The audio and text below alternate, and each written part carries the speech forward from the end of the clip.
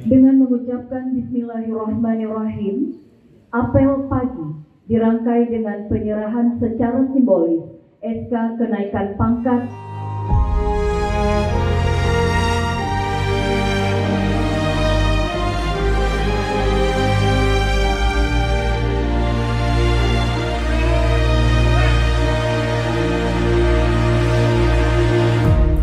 penyerahan yang pertama atas nama Tony SPR AK, pangkat golongan penata muda 3A, unit kerja Dinas Pemadam Kebakaran dan Penyelamatan Kota Banda Aceh.